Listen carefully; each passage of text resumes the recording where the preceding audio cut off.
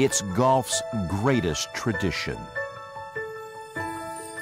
It's a symbol of excellence. Few third-party franchises made the move to Wii, as well as Tiger Woods. Electronic Arts' annual golf series was a natural fit for Nintendo's motion controller, and together they've been scoring birdies ever since. Is that the right golf verb? Do you score birdies? I don't know. I'm not a golf guy. The only putts I sink are generally through a clown's mouth. And the only cup I've ever won was plastic and filled with ice cream. This has been the case since I was a little kid, and obviously, some things never change. For better and worse, neither does Tiger Woods' PGA Tour for the Wii. Play it safe and not overshoot.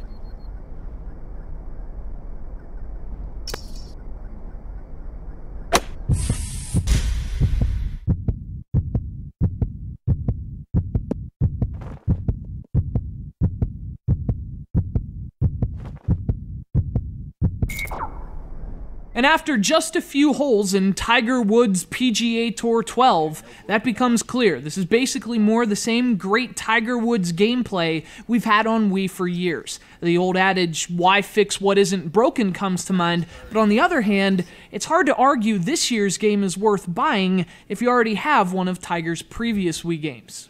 Of course, there is one big selling point for golf fans, and that's the addition of the prestigious Masters tournament. The entire experience in Tiger Woods 12 revolves around the Masters, and specifically, it's your main goal in the new career mode. So after creating your golfer, you have to work your way up from the bottom of the golfing world. You start out in these dinky little amateur tournaments at first, but as you gain more experience, you start to make a name for yourself. You end up playing in some professional tournaments, and eventually, if you're good enough, you're invited to the Masters.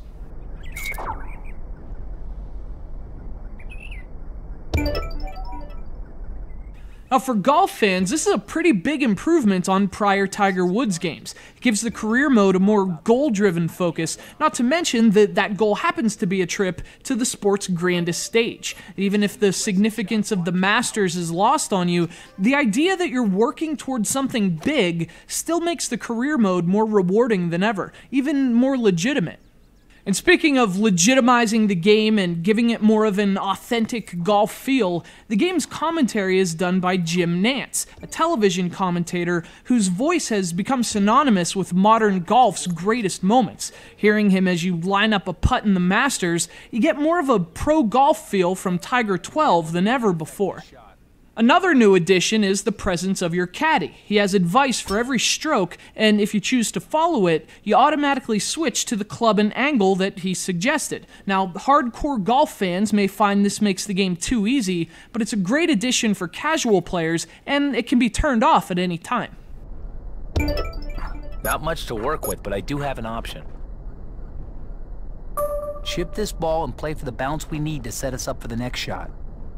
In terms of its gameplay, though, it's the status quo this year on Wii. The game controls as it always has, and that's a good thing. In sports games, motion controls don't get much better than the Tiger games on Wii. But the drawback is that, like the gameplay, the graphics haven't evolved much either. Tiger is still a jaggy, last-gen looking game on Wii, but on the plus side for Nintendo fans, the Wii version has 25 courses, which is 9 more than the HD DLC supporting Xbox 360 and PlayStation 3 versions.